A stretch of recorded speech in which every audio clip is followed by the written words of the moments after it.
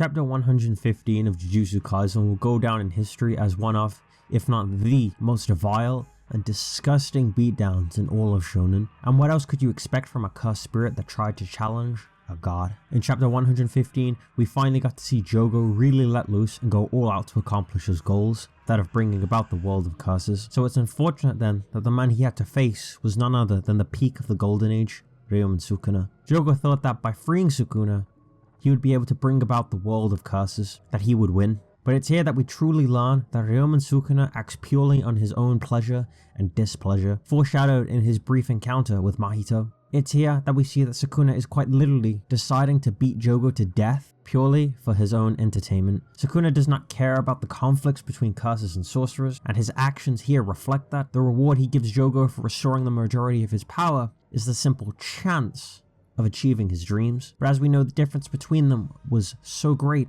that Jogo could not even touch Sukuna. The fight between them is violent, sadistic, and has this strong sense of hopelessness, even in spite of how brief the fight is. So then I had to ask myself, surely Sukuna knew that Jogo would never touch him, so why did he even propose the fight to begin with? And outside of simply Sukuna trying to keep himself occupied, I think there may have been a deeper meaning behind that fight. At the end of the fight, after Sukuna brutally rips off Jogo's jaw, cuts off his hands, takes his lunch money, and sets him on fire, he explains why Jogo's mentality was flawed and why he was unable to achieve his dreams. Sukuna talks about conviction and the mentality that Jogo had. Jogo was too preoccupied with comparing himself to others like Sukuna or Satoru Gojo to truly understand the hunger.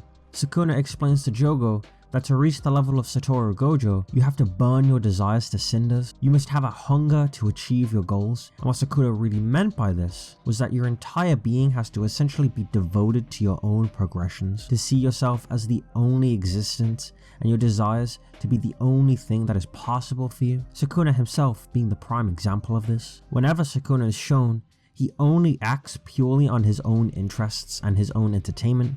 Nothing else exists to him but what makes him pleased or displeased.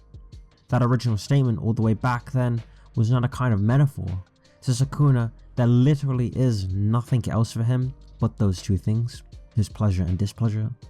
And that's why he offered to fight Jogo, not only out of his own interests, but to show Jogo that this transcendent level of power is attainable by anyone, but they all lack the mindset to discard everything else, to burn away the things that don't matter.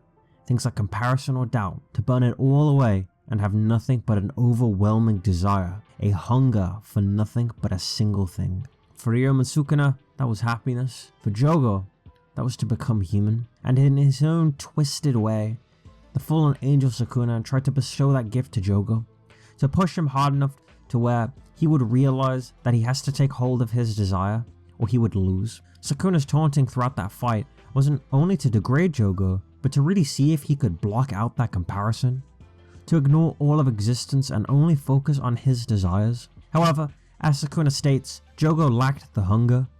For all of his strength, he failed to touch the angel. Sukuna's true reward for restoring his power was to give Jogo the chance to become just like him, to become transcendent. Chapter 115 and 116 are not only one of the most destructive fights in the entire series, but also one of the most insightful. To become a god, to transcend the way Sukuna has, you truly have to let go of everything in pursuit of only one thing. Kind of reminds you of the new function of someone, doesn't it? If you enjoyed this video, be sure to like and subscribe. My name has been Valor, and I hope you have a wonderful day.